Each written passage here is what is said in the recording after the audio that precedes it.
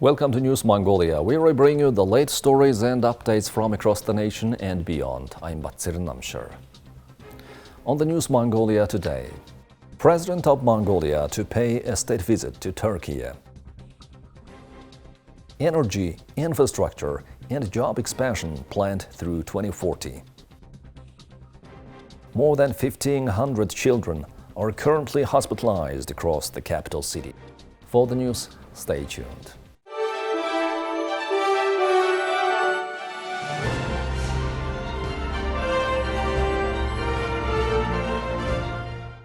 On the invitation of the President of the Republic of Turkey, Recep Tayyip Erdogan, the President of Mongolia, Ukhnagin Khurelsukh, will pay a state visit to Turkey from January 15th to 19th.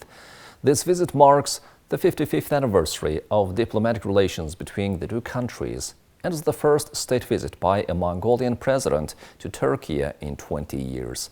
During the visit, the presidents of the two nations will hold bilateral meetings, engage in official talks, and provide a joint press briefing. As part of the agenda, the parties are set to sign agreements on cooperation in education, youth and sports, healthcare, and medical sciences. Additionally, over 10 documents concerning collaboration in areas such as environmental protection, mining, transport, infrastructure, forestry, and legal matters are expected to be signed according to the Office of the President of Mongolia. Ulaanbaatar's development is set to accelerate with an ambitious long-term plan extending to 2040. Governor Nimbaatar outlined transformative projects including new satellite cities, express highways, and critical infrastructure upgrades aimed at expanding settlement areas, enhancing transportation networks, and creating jobs to meet the city's growing demands. The General Development Plan of Ulaanbaatar through 2040 envisions a major expansion of the city's settlement areas toward the southern side of Bogd Mountain and the establishment of satellite cities. For example, the northwest area of the city, near Sungunherhan District's 21st Horo, is designated as an agro-city to support Ulaanbaatar's food supply. In the southeast, around Nalagh and Hushig Valley, the area will be developed as a transportation and logistics hub. Moreover, the western Soms of Tup province will serve as a key zones for supplying meat and dairy products to Ulaanbaatar. As part of this plan, a new city will be developed near the new airport in Hushig Valley, referred to as Zolmot. On May 20, 2024, the state Great Horol passed legislation to establish the city on 33,000 hectares of land within Sirgling and Altınoluk Soms of Tuv province to be managed under a corporate framework in partnership with Ulaanbaatar city. To connect this new city, the government is developing a dual transport system consisting of an express highway and an LRT system by 2040. Additionally, southern urban expansion plans include the Bogd Mountain area with a proposed tunnel project through Naming Am. This project is under the jurisdiction of the Ministry of Road and Transport Development, which is currently preparing the necessary technical and economic feasibility studies. The financing model, whether through public-private partnerships or state budget funding, will be determined once feasibility studies have been finalized. For further details, Minister Dilgir Sakhan is the primary source of information. For Ulaanbaatar itself, a significant infrastructure project is the Toll Express Highway. Unlike standard highways, this express route is designated to facilitate uninterrupted traffic flow without any traffic lights, spanning 33 kilometers with 6 lanes and 8 interchanges. Construction is set to begin in April or May, with funding sourced from Ulaanbaatar's municipal budget. Initially, technical and economic studies proposed a 4-lane highway costing 916 billion MNT. However, during 2 cabinet meetings, it was decided to expand the road to 6 lanes 3 by 3 to accommodate projected traffic loads through 2040. The Ministry of Road and Transport Development is now revising the project's technical specifications accordingly. The National Center for Communicable Diseases provides an update on the current situation regarding influenza and influenza-like illness. Details are as follows.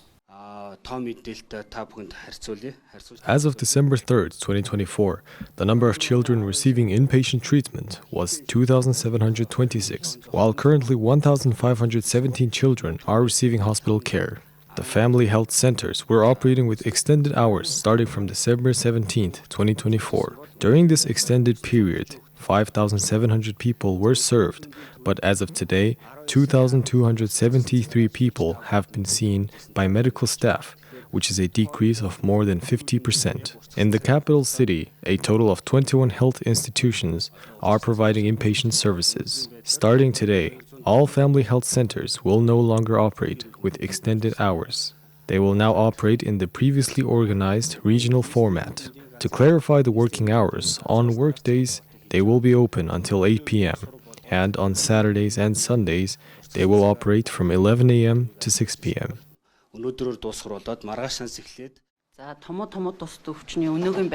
As of today, there are a total of 76 children being treated in our department, 22 of whom are newborns suffering from respiratory disorders, including pneumonia and complications related to it. Among these 22 children, 15 require oxygen therapy in some form, showing signs of respiratory distress. Of the children with respiratory disorders being treated, 75% were born prematurely, before 37 weeks of gestation, and weighed less than 2 kilograms at birth. The distinctive feature of respiratory and pulmonary disorders in neonates is that, unlike adults, these conditions do not present true symptoms such as coughing or chest pain. Instead, common signs include difficulty breastfeeding, lethargy, abnormal body temperature, vomiting after feeding, and jaundice that worsens over time. As these general symptoms progress, they lead to more severe signs such as a shortness of breath, especially during breastfeeding, difficulty sucking, rapid breathing, nasal congestion, chest retraction, and audible wheezing. If the mother had diabetes during pregnancy, the newborn is more likely to experience severe respiratory issues with an increased risk of complications. Additionally, the current outdoor temperature is about -15 Celsius, making it impossible to expose the newborns to the cold air. As a result, indoor air pollution is contributing to the severity of these conditions. Exposure to secondhand smoke due to the harmful habits of caregivers also poses a risk, leading to further complications and increasing the likelihood of allergies and other health issues. Another concern is the misuse of medications. Giving medicine to a sick newborn without a doctor's approval can worsen the condition. Therefore, it is crucial to always consult a doctor and follow their advice on medication usage, as it significantly aids in the child's recovery. You're watching News Mongolia. Now let's take a look at the currency exchange rates provided by Mongol Bank.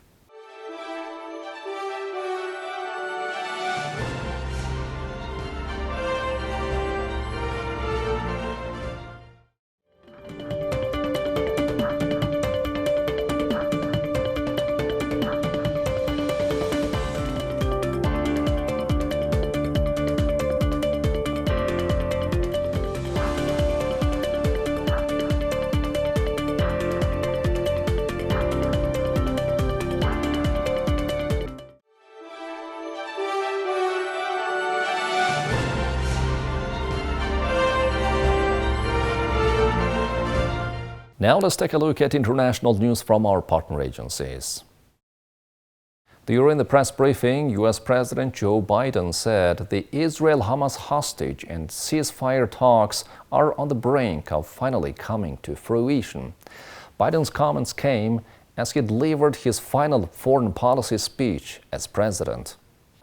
On the war between Israel and Hamas, we're on the brink of a proposal that I laid out in detail months ago, finally coming to fruition. I have learned in many years of public service to never, ever give up. So I spoke to Prime Minister of Israel yesterday. I spoke to Emir of Qatar today. I look forward to speaking with President Sisi soon. We're pressing hard to close this. The deal we have structured would free the hostages, halt the fighting, provide security to Israel, and allow us to significantly surge humanitarian assistance to the Palestinians who've suffered terribly in this war that Hamas started. They've been through hell. So many innocent people have been killed. So many communities have been destroyed. The Palestinian people deserve peace and the right to determine their own futures. Israel deserves peace and real security. And the hostages and their families deserve to be reunited. And so we're working urgently to close this deal. More than 50 months after the Hamas-led attack that prompted the war, around 98 hostages remain in Gaza. More than a third of those are presumed dead by Israeli authorities. Biden's Middle East advisor Brett McGurk is in the Middle East looking to complete an elusive hostage and ceasefire deal as time runs out in the presidency. President-elect Donald Trump, for his part, is warning that all hell will be unleashed on Hamas if the hostages aren't freed by Inauguration Day. Never, ever give up. Meanwhile, relatives of hostages, wounded soldiers and reservists gathered in Jerusalem under the slogan, "No mandate to surrender to Hamas," and called on the government to release the hostages only through victory over Hamas.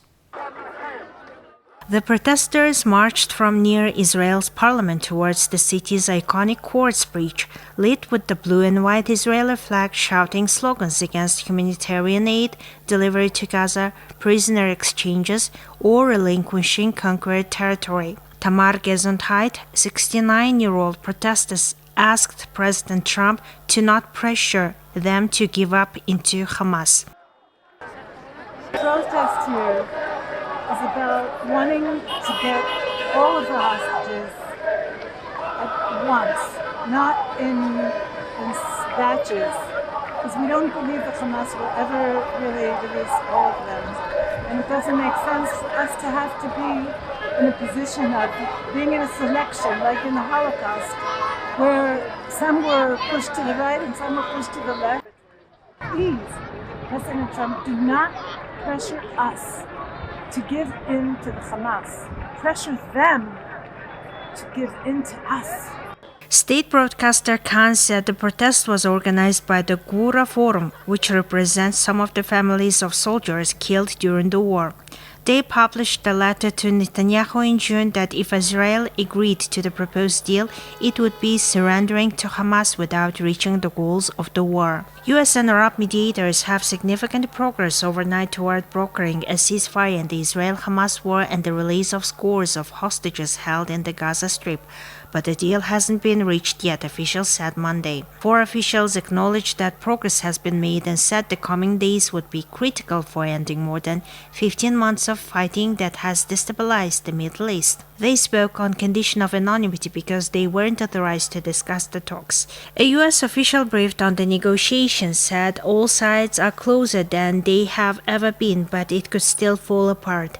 The official declined to predict the timing of a potential agreement because he said it is just too uncertain with multiple moving parts still in play. 2 other officials, including one associated with Hamas, said that there were still a number of hurdles to clear. On several occasions over the past year, US leaders have said they were on the verge of reaching a deal only to have the talks stall. Another person familiar with the talks said there had been a breakthrough overnight and that there was a proposed deal on the table.